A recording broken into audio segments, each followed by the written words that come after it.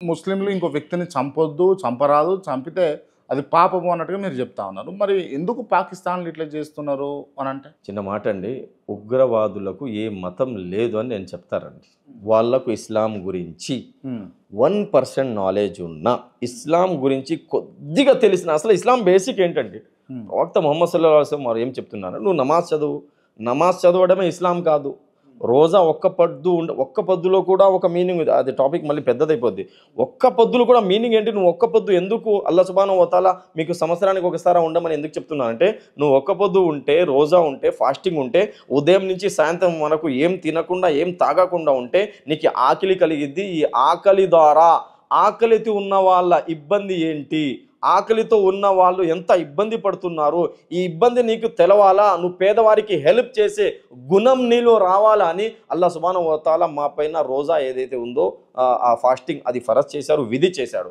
అలాగే బేసిక్స్ ఖురాన్స్ ఏంటంటే, నువ్వు ముస్లిం కావాలంటే శాంతి నీలో రావాలా, నువ్వు ముస్లిం కావాలంటే నీ పక్కన ఉండే వాళ్ళు నీతో శాంతియుతంగా ఉండాలా, నీ పక్కన ఉండే వాళ్ళకు నీతో ఇబ్బంది కలగకూడదు. ప్రవక్త ముహమ్మద్ ఒక మాట చెప్పారు సల్లల్లాహు అలైహి వసల్లం, నువ్వు నీ పక్క ఉండే వ్యక్తులు హిందూ అయినా ఏ మతానికి ఏ కులానికి సంబంధించిన వ్యక్తి ఏరియాలో నువ్వు ఉన్నా కూడా నీ పక్కన ఉండే ఏ కులస్తుడికైనా ఏ మతస్థుడికైనా నీ మాటతో, నీ చేతులతో, నువ్వు చేసే పనిలతో ఇబ్బంది కలుగుతుంటే నువ్వు విశ్వాసి కాలేవు. ప్రళయ దినం నాడు నీకు అల్లాహ్ సుబ్హానహు వ తఆలా స్వర్గం ఇవ్వడు.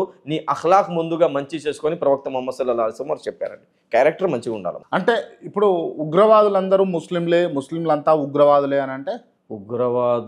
అసలు ఉగ్రవాదానికి ఇస్లాంకి ఎటువంటి సంబంధం లేదు. ఒకవేళ ఎవరైనా ఉగ్రవాదిలాగా తయారైతే వాడికి ఇస్లాంకి ఎటువంటి సంబంధం ఉండదండి. ఎందుకంటే చెప్పాను ఇప్పుడు మీకు హదీస్, మీ పక్కన ఉండే వ్యక్తి ఇబ్బందిలో ఉంటే నువ్వు కాముగా కడుపు నిండా తిని నిద్రపోతే నువ్వు విశ్వాసి కాలేవు, ముస్లిం కాలేవు అని ఖురాన్ ప్రవక్త ముహమ్మద్ సల్లల్లాహు అలైహి వసల్లం డిక్లేర్ చేశారు, చెప్పేశారు. అంటే ఉగ్రవాదానికి ఖురాన్ సహించదు, ఉగ్రవాదానికి ఇస్లాం యాక్సెప్ట్ చేయడు. ఇప్పుడు ఒక మనిషి క్రిస్టియానిటీలో పుట్టాడండి, ఆ క్రిస్టియన్ రేపిస్ట్గా మారితే, ఆ క్రిస్టియన్ దొంగగా మారితే, ఆ క్రిస్టియన్ ఉగ్రవాదిగా మారితే బైబుల్ ఆ మనిషికి ఉగ్రవాదం నేర్పిస్తని మేము చెప్పకూడదు కూడా. ఒక హిందూ సమాజానికి చెందిన వ్యక్తి ఎవరైనా రేపిస్ట్గా మారితే, దొంగగా మారితే, డాకుగా మారితే, ఉగ్రవాదిగా మారితే రామాయణం, భగవద్గీత ఆ మనిషికి ఉగ్రవాదం నేర్పించిందని మేము చెప్పమండి.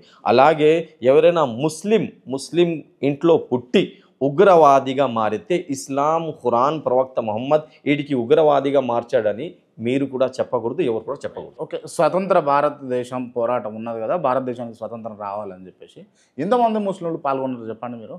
స్వతంత్ర భారతదేశంలో ఛాలెంజ్గా చెప్తున్నా హిందూ బ్రదర్స్ కన్నా ఎక్కువ మన హిందూ బ్రదర్స్ కూడా దాంట్లో షహీద్ అయ్యారు. రామ్ ప్రసాద్ బిస్మిల్తో పాటు అష్ఫాకుల్లా ఖాన్ కూడా షహీద్ అయ్యారు. ఇప్పుడు నేను చెప్పేది ఏంటంటే, ఇప్పుడు జరిగే దీంట్లో ఇంటిగ్రిటీ, జాతీయ సమైక్యత, రామ్ ప్రసాద్ బిస్మిల్, అష్ఫాకుల్లా ఖాన్, భగత్ సింగ్ లాంటి వ్యక్తులకు మేము దృష్టిలో పెట్టుకొని గనక భారతదేశంలో ప్రేమ పెంచుకుంటూ, ఇంటిగ్రిటీ పెంచుకుంటూ గనక మేము పనిచేస్తే భారతదేశం డెవలప్ అవుతుంది. అప్పుడు ఆ కాలంలో హిందూ సోదరుల కన్నా ఎక్కువ ముస్లిం సోదరులు పాల్గొన్నారు, దీంట్లో ఎటువంటి డౌట్ లేదు.